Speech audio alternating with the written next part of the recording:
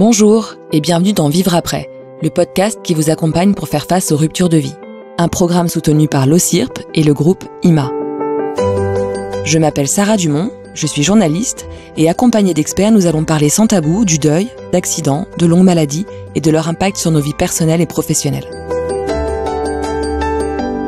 Géraldine Magnier, bonjour. Bonjour Sarah. Alors Géraldine, je vais commencer par vous présenter. Vous êtes coach, fondatrice de l'association Le Vent Bleu, qui accompagne des salariés dans leur retour à l'emploi après une maladie. Et vous êtes également l'auteur du livre intitulé « Après la maladie, le travail », qui donne de nombreuses pistes pour reprendre une trajectoire professionnelle après un cancer. Alors qu'est-ce qui vous a donné envie de vous intéresser au sujet de la maladie ? Est-ce que vous-même, vous l'avez vécu ? Alors non, moi j'ai pas vécu la maladie, je l'ai vécu au travers d'une amie qui en 2009 a été atteinte d'un cancer. Elle était très jeune, elle avait 37 ans. Et donc c'est ce qui m'a éveillée sur cette problématique de la maladie qui arrive parfois très jeune et qui vient impacter effectivement cette trajectoire professionnelle. Et c'est au travers de cette expérience, de cette amie, que j'ai réalisé que finalement c'était pas une étape si facile que ça à vivre à un moment si précoce dans une carrière qui est plutôt ascendante à ce moment-là. En quoi consistent les accompagnements que vous proposez au sein du Vent Bleu ? Alors, l'association Le Vent Bleu, elle a été créée vraiment à un moment clé pour pouvoir pallier un trou dans la société. Quand une personne est malade, elle est en arrêt longue durée parfois, et l'hôpital va arrêter son soin, donc a fait son job, donc les soins, les traitements s'arrêtent, et puis la personne ne va pas tout de suite retourner au travail. Et entre les deux, la personne se retrouve dans un espèce de grand vide, ce qu'on appelle un peu un trou d'air.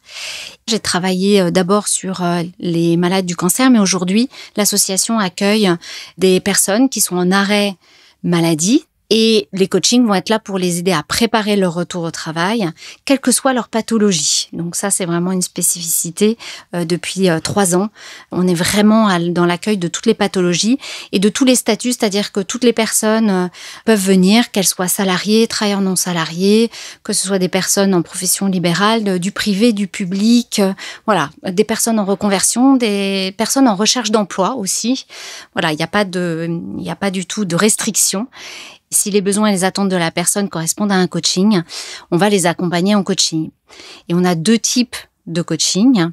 On va avoir un coaching qui correspond plus à des personnes qui veulent retourner dans leur poste, qui sont attendues, qui sont un petit peu angoissées, qui ne savent pas très bien comment articuler ce retour au travail avec un temps partiel thérapeutique, par exemple, et qui ont besoin de guidage. Donc ça va être un coaching qu'on appelle coaching de guidage. Et puis, il y a des personnes qui, à l'occasion de la maladie, vont se poser plus de questions. C'est-à-dire que le puzzle va être un peu plus éclaté. Elles vont dire souvent qu'elles sont perdues, qu'elles sont dans le brouillard et qu'elles savent plus ce qu'elles veulent, que ça se posait déjà peut-être aussi comme question avant. Et elles vont demander un accompagnement un peu plus long. Et c'est ce qu'on appelle le coaching porteur de sens, qu'on fait en présentiel, en groupe, et qu'on fait aussi en distanciel, mais cette fois en individuel. Par quel biais les malades arrivent chez vous ? Les personnes malades arrivent au Vent Bleu par différents canaux. On travaille beaucoup avec des centres hospitaliers, donc c'est par les médecins, les soins de support, les infirmières qui parlent de nous. Ça peut être aussi par les entreprises. On travaille beaucoup avec les ressources humaines, les missions handicap, la qualité de vie au travail. Donc ça peut être aussi par ce biais-là. Beaucoup de personnes qui nous arrivent soit par les réseaux sociaux, puisqu'on communique pas mal sur LinkedIn, et puis le bouche à oreille aussi fonctionne pas mal du tout. On travaille aussi avec, bien sûr, les associations de patients qui nous envoient aussi des personnes qui arrivent chez eux. Et comme on est spécialisé sur le retour au travail, ils nous recommandent à ces personnes-là. Actuellement, on estime qu'un salarié sur 4 est atteint d'une maladie chronique évolutive. Quelles difficultés vous font remonter ces personnes ? Les personnes que nous, on accueille sont des personnes qui sont atteintes de maladies graves. Par exemple, une personne qui a une maladie de Lyme, une sclérose en plaques, qui va être une maladie évolutive. Le cancer est aussi considéré, à quelques égards, pas comme une maladie chronique. Et donc, ces personnes-là, elles ont différentes difficultés. D'abord, la maladie est venue impacter psychologiquement, c'est un choc psychologique. Ensuite, elles ont des difficultés physiques. Par exemple, des séquelles ou des douleurs qui restent invisibles. Elles ont aussi parfois des troubles cognitifs liés au traitement. Ça peut être des troubles de la mémoire, des troubles de la concentration et beaucoup de fatigue. En fait, pas la fatigue que vous et moi, on peut avoir, mais une fatigue liée à une fatigabilité. Par exemple, Open Space, qui est un endroit assez bruyant, va leur demander beaucoup de concentration et donc va les obliger à développer beaucoup d'énergie. Et donc là, les personnes vont se fatiguer plus vite. Les salariés nous font aussi remonter qu'à l'occasion de la maladie et la maladie qui perdure, puisque c'est une maladie chronique, ça vient impacter quand même la confiance en soi, la capacité de travail et puis aussi l'employabilité de la personne. Donc elle a vraiment besoin d'adapter régulièrement, reposer régulièrement ses besoins, ses attentes et d'adapter son rythme de travail parfois et d'avoir aussi une adaptation parfois du poste de travail ou d'autres aspects de son poste. Malgré tout, 17% des salariés atteints de cancer et 34% des diabétiques préfèrent cacher leur maladie. Donc comment expliquer ça et comment faire en sorte, quand on choisit de se taire, finalement de demander une adaptation de son poste ? Alors là, effectivement, si c'est caché, ça fait partie des handicaps invisibles. Une grande majorité des handicaps sont des handicaps invisibles. Et donc du coup, effectivement, les personnes ont plutôt tendance à le cacher par peur, effectivement, d'être placardisées, d'être étiquetées, d'être estampillées. Et c'est vrai que ces personnes pourraient légitimement aller voir si ça existe dans leur entreprise, le responsable mission handicap, et obtenir ce qu'on appelle une RQTH, une reconnaissance en qualité de travailleur handicapé. Et donc avoir des adaptations qui sont reconnues et qui sont un droit finalement, et qui permettraient de les maintenir dans l'emploi. Évidemment, là, le contexte fait que souvent les personnes ont peur de dire qu'elles ont un handicap. Donc j'ai eu, moi, plusieurs personnes qui sont venues en coaching et qui étaient déjà très avancées dans leur carrière et on s'est aperçu, je me suis aperçue que c'est des personnes qui étaient atteintes de surdité depuis très très longtemps et qui avaient caché vraiment ce handicap qui aurait pu être visible, mais de façon complète. C'est des personnes qui sont très hermétiques, c'est-à-dire qu'il y a quand même un travail à admettre qu'on va demander une RQTH, sachant que les mots sont lourds sur le mot handicap, et donc les personnes ont tout de suite peur et pas envie, et il y a quand même un travail d'acceptation de ce mot-là aussi, et donc les personnes n'ont pas forcément envie de demander ça. Dans les exemples qu'on peut avoir, les entreprises avec lesquelles je travaille, quand la mission handicap accompagne les personnes et que nous, on fait ce travail-là aussi en coaching au Vent Bleu, ça nous arrive d'accompagner aussi sur l'acceptation de la RQTH parce que c'est une possibilité qui va pouvoir aider la personne à retourner au travail.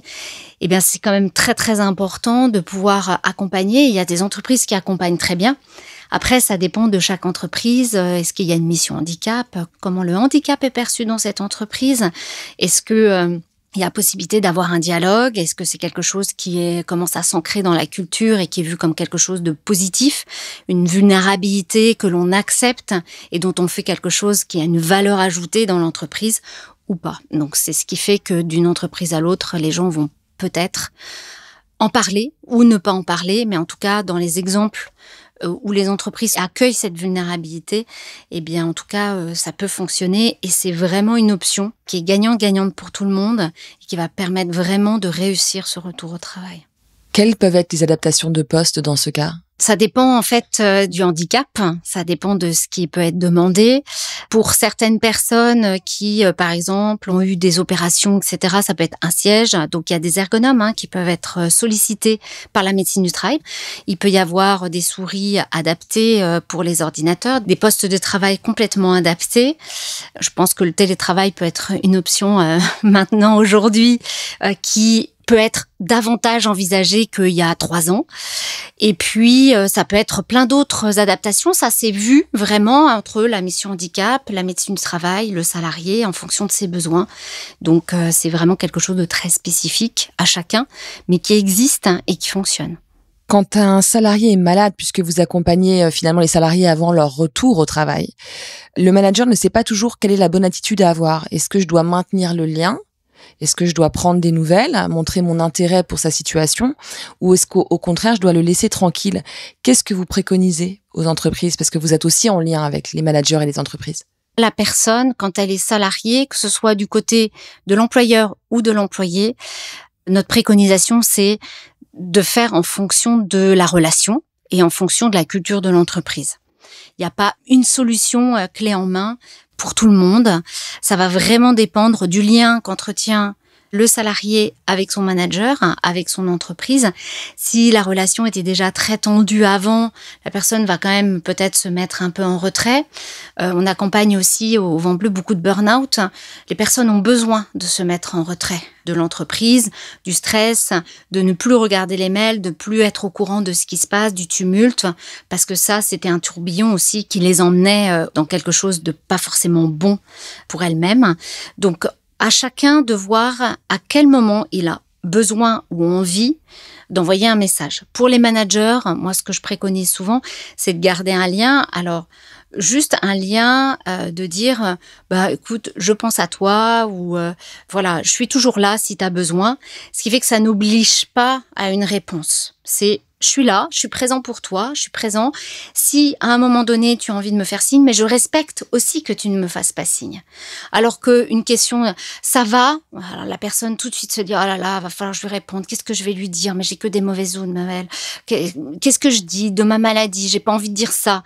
Donc ça devient compliqué. Donc le mieux c'est de rester pour le manager dans quelque chose d'assez ouvert et qui prend soin de la personne et de la laisser venir. Côté salarié, nous, on leur dit, c'est à vous de savoir exactement ce que vous avez envie de dire et de ne pas dire et à quel moment vous avez envie d'être en lien ou pas en lien. C'est vrai que dans le cœur de certains traitements, par exemple pour les cancers, au moment de la chimiothérapie, certaines personnes n'ont pas envie d'être en lien avec l'entreprise, ni de se reconnecter à ce monde-là parce que leur combat est ailleurs. Nous, on l'encouragera dans la préparation du retour au travail, c'est-à-dire avec ce travail de coaching, justement, à reprendre le lien avec les RH, avec le manager, avec la médecine du travail. Et donc, ce lien se remettra de toute façon, puisque nous, on prône vraiment de travailler avec l'entreprise pour préparer ce retour au travail. Et donc, le lien se remettra et de façon de plus en plus concrète jusqu'à aboutir à vraiment une solution envisagée et des dates envisagées pour le retour au travail. Alors, vous l'avez dit tout à l'heure, la maladie, elle entraîne beaucoup de changements, une prise de recul et parfois une recherche de sens, une envie d'autre chose. Est-ce que vous avez beaucoup de demandes de reconversion suite à des maladies? Et comment vous les accompagnez? Quels conseils vous pouvez donner? Alors, c'est les coachings dont je parlais tout à l'heure qui vont être plus les coachings porteurs de sens, c'est-à-dire ces personnes qui, peut-être déjà avant la maladie, se disaient j'en ai un peu assez, j'aime plus trop mon métier, j'en ai marre, je sais pas si je suis vraiment à la bonne place. Et puis, il y a la maladie qui arrive et donc les personnes arrivent effectivement en coaching et nous disent je suis dans le brouillard, je sais plus ce que je veux faire. Alors, ils vont pas avoir une demande de reconversion, mais ils vont avoir des envies de reconversion. Donc, tout le travail de coaching, ça va être d'éclaircir tout ça. Donc, de dissiper les brouillards et d'amener la personne étape par étape à se poser les bonnes questions sur ses besoins, sur ses attentes, sur ce qu'elle veut pour la suite, ses aspirations, ses envies professionnelles et non professionnelles, comment elle va prendre soin d'elle, de sa santé et comment tout ça va se réarticuler dans un projet de trajectoire professionnelle, mais aussi un projet de vie. Et donc, on accompagne là-dessus. Après, c'est très bien une reconversion, mais assez peu finalement enclenche derrière sur une reconversion parce que c'est excessivement demandeur d'énergie. Et après une pathologie, c'est pas forcément cette énergie-là qui est disponible 100% pour un projet professionnel. Donc, les personnes préfèrent momentanément reprendre un poste. Nous, ce qu'on va venir quand même remettre en perspective, c'est à la fois les envies, les besoins, mais aussi les contraintes. Et on peut avoir envie, la tête dans les étoiles, avoir envie d'une reconversion, mais que concrètement, quand on a les pieds sur terre, ce soit pas forcément faisable ou pas faisable dans l'immédiat. Donc parce qu'il y a des contraintes financières, parce qu'il y a des contraintes XY, l'époux, l'épouse qui peut pas assurer ou plein d'autres raisons. Nous, on est aussi là pour, en tant que coach, moi je suis aussi là pour dire voilà, il faut que vous soyez conscient de ce que ça va exiger derrière et de l'impact que ça peut avoir sur votre famille, sur votre situation financière, personnelle, etc. Donc, on accompagne et on accompagne avec une conscience sur la situation. La maladie reste très taboue en entreprise. Qu'est-ce qu'on peut faire pour faire évoluer les mentalités à ce sujet? La maladie reste taboue. dans la société, on va dire. La vulnérabilité au sens large reste quand même difficilement intégrée dans notre société au sens large. Ça avance quand même. Moi, j'ai commencé à travailler sur ce sujet en 2012-2013. Depuis 2014, je vois vraiment une évolution et un intérêt des entreprises sur ce sujet-là. Donc déjà, c'est positif. En 7 ans, les choses bougent quand même dans les entreprises et ça devient des vrais sujets.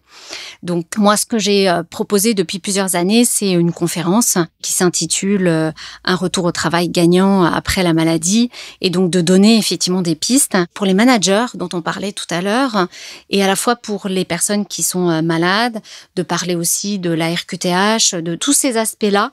Le fait d'en parler, c'est déjà un sujet qui devient un peu moins tabou.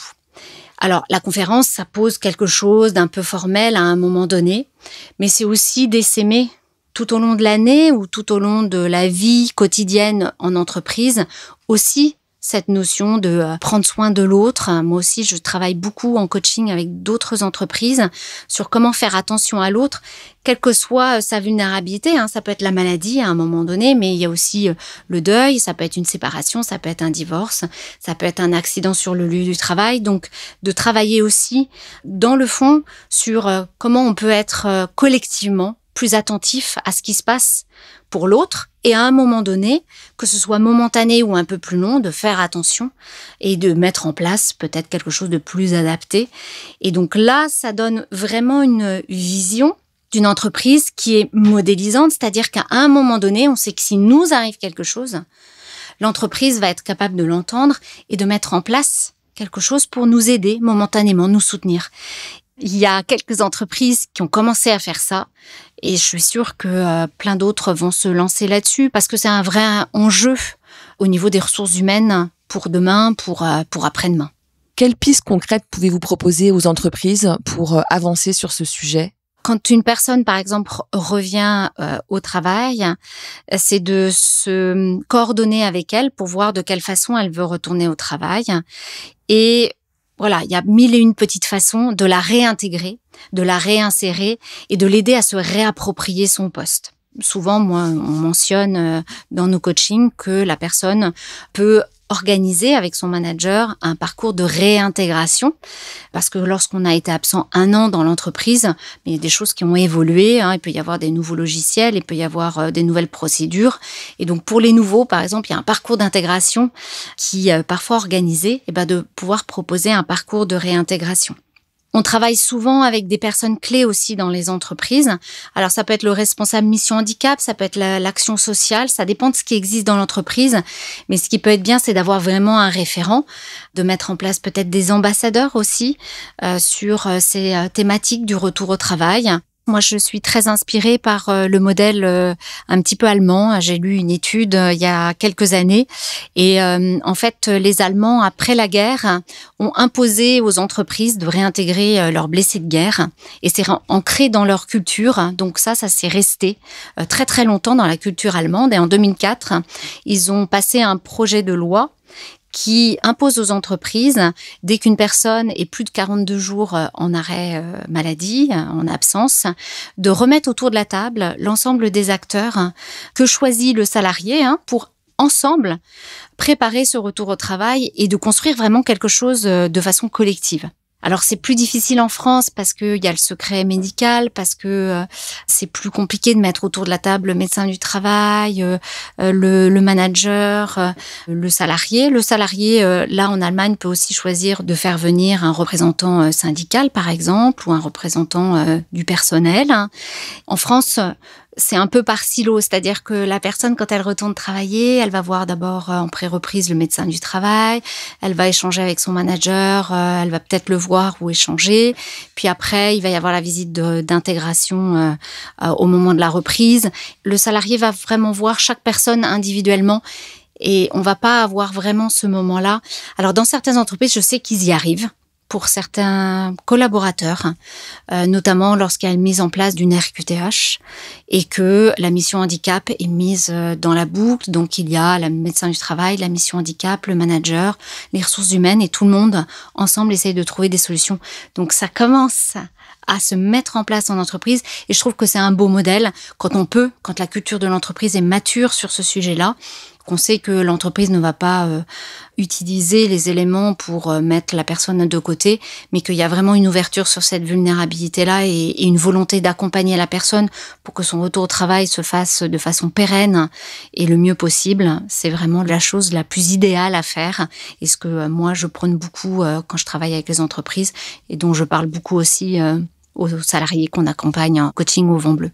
Y a-t-il d'autres initiatives que vous avez pu remarquer en entreprise qui étaient intéressantes pour la prise en charge de salariés fragiles de retour d'arrêt maladie ? Dans les initiatives que j'ai remarquées qui étaient aussi très positives et très complémentaires, par exemple, une entreprise a mis en place un groupe de parole, à la fois avec une psychologue externe et une personne de l'action sociale, pour écouter les salariés qui ont été atteints de cancer et qu'il y ait une parole qui puisse être échangée entre ces salariés. Donc ça, c'est le genre d'initiative qui est hyper positive et qui permet aux salariés d'avoir, si ils ont envie, accès à ce groupe de parole. Je trouve qu'il y a mille et une possibilités. Tout ce qui n'est pas interdit est autorisé finalement. Donc il y a mille et une possibilités et mille et une options ou solutions qui n'existent pas encore aujourd'hui, mais qui seront là probablement demain. Récemment, une nouvelle maladie redoutée est apparue, le Covid long. Est-ce que ça fait partie des cas que vous accueillez aujourd'hui au sein du Vent Bleu ? Alors, on n'a pas encore eu de demandes qui sont arrivées directement au Vent Bleu. On travaille avec des centres hospitaliers et on est en lien avec eux pour pouvoir effectivement accueillir ces Covid longs, puisque des dispositifs commencent à être mis en place dans les hôpitaux pour accompagner ces personnes-là sur les troubles, les séquelles que ces personnes peuvent avoir. Donc, on n'a pas encore accompagné de personnes là-dessus. On est en lien avec une association et on est en lien aussi avec les centres hospitaliers pour pouvoir effectivement proposer ces coachings aussi aux personnes qui sont atteintes de Covid long. Le nombre de cas de burn-out a flambé avec l'apparition de la crise sanitaire, puis la mise en place du télétravail. Est-ce que les cas de burn-out sont plus nombreux au sein du Vent Bleu ? Alors, je ne sais pas s'ils sont plus nombreux de façon globale ou pas, mais en tout cas, moi, en 2014, j'ai commencé à travailler et l'association a accueilli d'abord des personnes atteintes de cancer. Et aujourd'hui, la deuxième pathologie que l'on accueille dans nos coachings au sein du Vent Bleu, ce sont des personnes atteintes de burn-out. Donc, on sent quand même que les personnes sont fragilisées psychologiquement par cette pandémie. Je ne sais pas si on a vu émerger encore tout le mal-être peut-être qui a été engrangé pendant ces mois de télétravail et ces mois éloignés de l'entreprise. Mais c'est sûr qu'aujourd'hui, on n'a pas eu une flambée, mais en tout cas, c'est quand même la deuxième pathologie que l'on accueille, chose à laquelle, moi personnellement, je ne m'attendais pas. Pour finir, est-ce que vous avez envie de partager une citation ou une phrase que vous aimez bien avec nos auditeurs ? C'est peut-être pas une citation, mais en tout cas une phrase que je reprends ou deux petites phrases que je reprends souvent lorsque j'accueille les personnes et qu'elles sont quand même assez angoissées, qu'elles ont peur de leur retour au travail, qu'elles envisagent parfois que ça se passe mal, le pire, et que ça soit difficile.